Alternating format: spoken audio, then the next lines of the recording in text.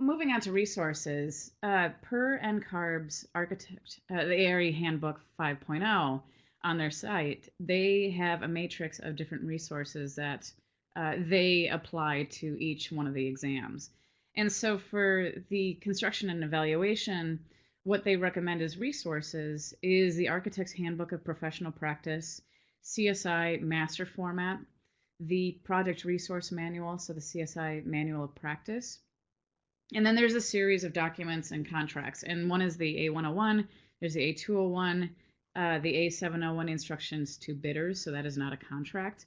The B101, the C401, which is an agreement between the architect and consultant, the A305, the contractor's qualification sheet, the G701, G702, G703, which applies to change orders, and then again, another one that is a document is the G704.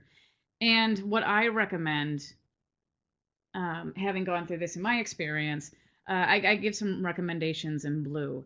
And so the first one is the Architect's Handbook of Professional Practice.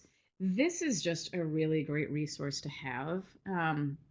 What's really beneficial about this resource is that it shows up not on just this exam, but there's content from this on pretty much all the exams. And in addition to that, it's just a really good resource to have. I find that it is so chock full of information, it's so chock full of situations that it really does help you in practice years down the road. And I think it's just a good one to have on your bookshelf. The other ones that I would suggest is definitely and absolutely look through those contracts. And what is really nice about it is that you can get these free samples from AIAcontracts.org. And with these contracts, it's really important, especially with this exam, to understand them very thoroughly. So it's not just reading through them once, but read through them 2, 3, 5 times. A lot of the exam content is about contracts and understanding relationships. And, again, I appreciate that they have these free samples that you can print out and that you can view from AIAcontracts.org. So they make them available for that resource. And again, same thing with the G700 series documents. So the 701, 702, 3, and 4. They have these documents, not necessarily contracts, but these are documents that are also available on AIAcontracts.org.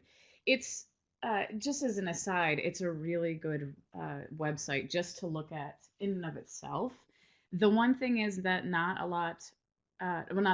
every architect firm follows the AIA documents. Some do, some don't, even though the AIA has made their contracts pretty much applicable to any situation. But what's nice about it is that if you choose to have your own documents, these are available so that you can look to see how AIA sets up the relationships in their contracts, how they use different terms and how they express them, and also with the documents themselves. So, for example, these change orders and continuation sheets, if you choose to create your own, they serve as a great template for those and include a lot of information that really should be translated into a personal document. So, not required that you do employ AIA's contracts. It's recommended in terms of that they've been court tested throughout hundreds of years in the architecture profession, and that they do tend to serve as an unbiased document for all parties involved. But also these documents, like I said, are a really great resource if you want to set up your own.